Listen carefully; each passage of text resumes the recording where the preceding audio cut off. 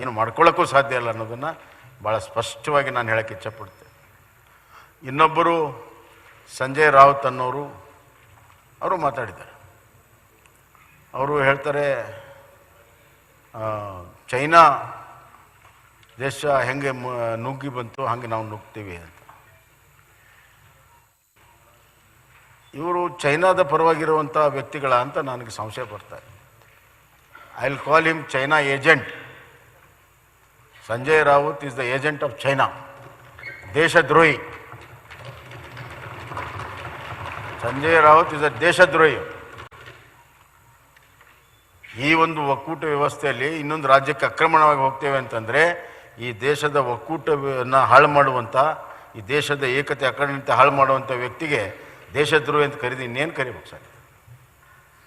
ಈ ಥರ ಹಗುರವಾಗಿ ಮಾತನಾಡುವಂಥದ್ದು ಅವ್ರು ರೂಢಿ ಇರ್ಬೋದು. ಆದರೆ ಇವು ಯಾವುದಕ್ಕೂ ಕೂಡ ನಾವು ಸೊಪ್ಪು ಹಾಕೋದಿಲ್ಲ. ಅವ್ರ ಕವಡೆ ಕಾಸಿನ ಕಿಮ್ಮತ್ತಿಲ್ಲ ಅವನಿಗೆ. ನಾನು ಭಾಳ ಸ್ಪಷ್ಟವಾಗಿ ಹೇಳೋಕ್ಕೆ ಇಷ್ಟಪಡ್ತೇನೆ. ಇದೇ ಥರ ಮಾತಾಡಿದರೆ ಕಾನೂನಾತ್ಮಕ ಕ್ರಮವನ್ನು ಅವ್ರ ಮೇಲೆ ನಾವು ತೆಗೆದುಕೊಳ್ತೀವಿ ಅನ್ನೋಂಥ ಮಾತನ್ನು ಕೂಡ ನಾನು ಹೇಳೋಕ್ಕೆ ಇಷ್ಟಪಡ್ತೇನೆ. ನಾನು ಹೇಳಿದ್ದೀನಿ ಅವ್ರಿಗೆ, ಚೈನಾ ಥರ ನೀವು ಬಂದರೆ ಭಾರತ ದೇಶ ಸೈನಿಕರ ಥರ ನಿಮ್ಮನ್ನು ಹಿಮ್ಮೆಡ್ತೇವೆ ಅನ್ನೋಂಥದ್ದು ಭಾಳ ಸ್ಪಷ್ಟವಾಗಿ ಹೇಳಿದ್ದೆ. ನಮಗೆ ಅದೇ ಭಾಷೆಯಲ್ಲಿ ಉತ್ತರ ಕೊಡೋಕ್ಕೆ ಬರ್ತಿದೆ ನಮ್ಮ ವಿರೋಧ ಪಕ್ಷ ನಾಯಕರು ಹೇಳ್ದಂಗೆ. ಆದರೆ ನಮ್ಮ ಸಂಸ್ಕೃತಿ ಅದಲ್ಲ. ಹಂಗಂತ ನಾವು ಸುಮ್ಮನೆ ಇರ್ತೀವಿ ಅಂತ ಅನ್ನೋ ಪ್ರಶ್ನೆ ಇಲ್ಲ. ನಮ್ಮ ಗಟ್ಟಿತನವನ್ನು ಮೊನ್ನೆ ತೋರಿಸಿದೆ. ಕೆಲವರೆಲ್ಲ ಗಡಿಯಲ್ಲಿ ಬಂದು, ಗಡಿ ಯಾರಿಗೆ ಬೇಕಾದರೂ ಬರ್ಬೋದು, ನಾವು ಅಲ್ಲಿ ಹೋಗ್ಬೋದು, ಅವ್ರು ಇಲ್ಲಿ ಬರ್ಬೋದು. ಆದರೆ ಅದನ್ನೇ ಒಂದು ಇಶ್ಯೂ ಮಾಡಿ ಇಲ್ಲಿ law and order problem create ಮಾಡೋದಕ್ಕೆ ಇಲ್ಲಿ ಮಹಾಮೇಳಕ್ಕೆ ಬಂದಾಗ ನಾವು ಹೆಂಗೆ ಹಿಮ್ಮೆಟ್ಟಿದ್ದೀವಿ ಅನ್ನೋದು ತೋರಿಸಿದೆ. ಮಹಾಮೇಳನೂ ಕೂಡ ನಡೆಯಕ್ಕೆ ಬಿಟ್ಟಿಲ್ಲ. ನಮ್ಗೆ ಗೊತ್ತಿದೆ ಹೆಂಗೆ ಮಾಡ್ಬೇಕಂತ. ಕಾನೂನಾತ್ಮಕ ಹೋರಾಟ ಮಾಡೋದು ಗೊತ್ತಿದೆ. ರಾಜ್ಯ ದ್ರೋಹದ ಕೆಲಸ ಮಾಡೋರಿಗೆ ಯಾವ ರೀತಿ ಹಿಮ್ಮೆಟ್ಟಬೇಕು ಅದು ಕೂಡ ಗೊತ್ತಿದೆ.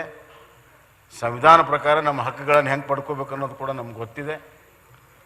ಇವತ್ತು ಕನ್ನಡ ನಾಡಿನ ಮಕ್ಕಳು ಅತ್ಯಂತ ಧೈರ್ಯಶಾಲಿಯಾಗಿದ್ದಾರೆ, ಎಲ್ಲದಕ್ಕೂ ಕೂಡ ಸಿದ್ಧರಿದ್ದಾರೆ. ಆದ್ದರಿಂದ ನಾವೆಲ್ಲ ಸುಸಂಸ್ಕೃತರು ಮತ್ತು ಕಾನೂನನ್ನು ಪಾಲನೆ ಮಾಡುವಂಥವ್ರು. ಹೀಗಾಗಿ ನಾವು ಅದೇ ಚೌಕಟ್ಟಿನಲ್ಲಿ ಕೆಲಸ ಮಾಡಬೇಕಂತ ನಮ್ಮ ತೀರ್ಮಾನ ಇದೆ.